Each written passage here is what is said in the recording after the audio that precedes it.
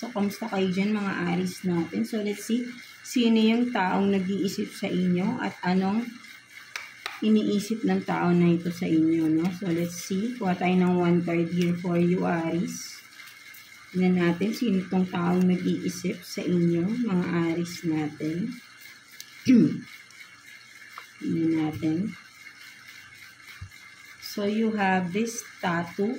So, maybe for some of you, no, may tattoo itong tao na ito. Or vice versa, pwedeng kayo yung may tattoo, no? So, this is your reading, no? So, merong may tattoo, no, for some of you, no, sa braso or kung some part ng katawan man, no? Sa likod, meron din, no, for some of you, may tattoo itong tao na ito, no? So, let's see. Confirmation, no? So, tingnan natin sino ba talaga itong tao na to na nag-iisip sa inyo, no, mga Aries natin. Let's see. Kuha tayo ng 2 cards here for you. Again, vice versa, no? Pwedeng magkapalit-palit. Pwedeng kayo to na nag-iisip sa tao na yan. Or, yeah, di ba? So, let's see. So, you have this Queen of Pentacles. And then, 4 of Swords. So, ang nakikita ko rito, no, for some of you, Aries, no, this person is someone na sabihin natin na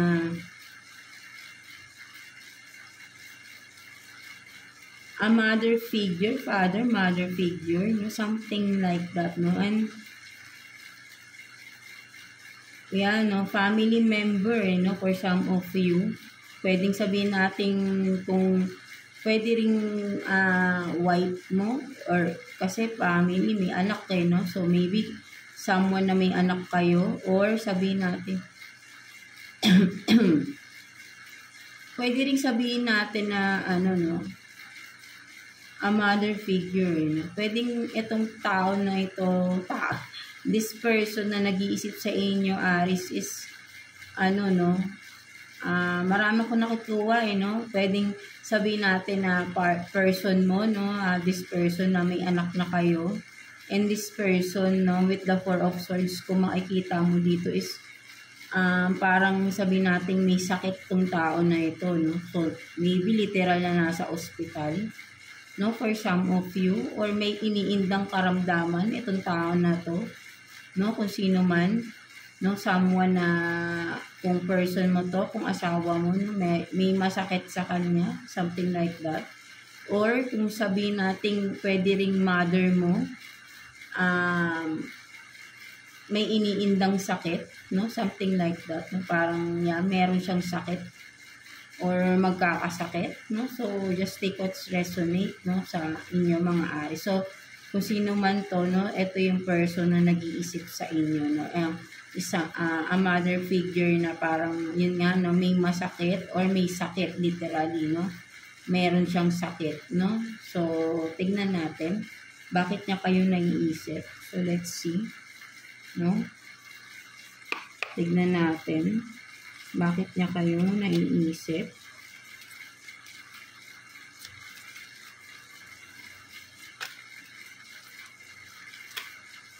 Nagugulo yung cards niyo. Tignan natin bakit niya kayo naiisip. So, parang pwede rin na parang mother figure. No? Pwedeng, yun nga, pwedeng asawa nyo, may anak na kayo, no? May sakit itong, may sakit ba yung, kung kayo yung lalaki, sakit ba yung asawa nyo? Or kung mother ninyo, maybe i-check nyo, no? Kasi parang may sakit yung mother ninyo, no? So, tignan natin.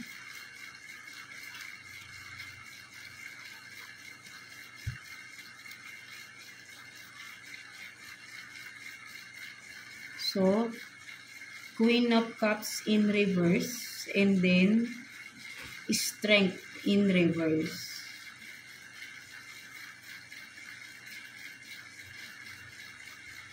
So, yan, no? Bumabagsak yung kamay natin.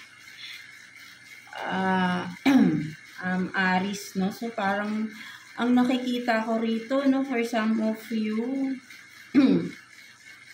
there is really a mother figure, no, for some of you, parang magkakasakit or may sakit, no?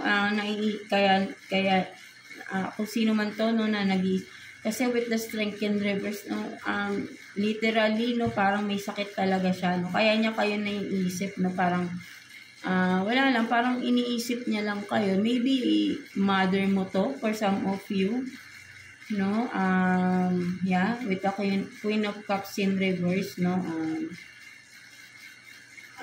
May pagmamahal, no? So mother, no? So but then in reverse and together with the strength in reverse, parang nawawala na ng lakas or mahina, no? Getting nanghihina, no? Something like that, no? So, this person, no, ito yung nag-iisip sa inyo. Or, yeah, pwedeng sabihin natin na if you are this Aries na medyo, kung may, alam mo yung mother mo na may sakit, no? Maybe ay galaw-galawin, no? Kung malayo ka, no? Parang medyo nanghihina, no? Or sabihin natin mahina siya ngayon, no? Or if not, no, maybe this is, no? Mangyayari pa lang for some of you. Parang nakikita ko dito na parang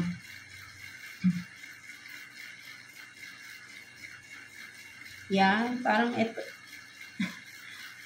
mahirap no, but parang nakikita ko rin na parang mangyayari pa lang, no? Parang so kamustahin niyo yung mga mother ninyo, no, mga Aries, no, or mga asawa niyo, pwede rin, no? Parang may sakit sila or magkakasakit.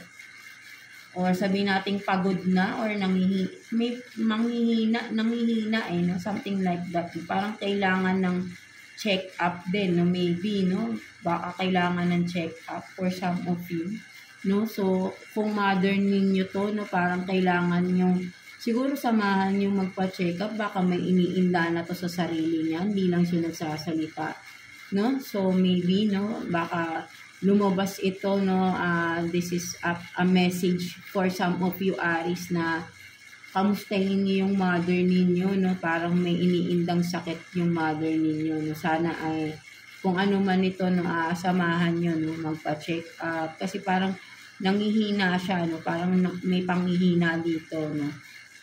With health talaga, no, strength in reverse, no? So yeah, so I hope na hindi naman ganun kaano, no? But then I think kailangan niya, syempre of course kung mother, no, kailangan niya yung mga anak niya, no?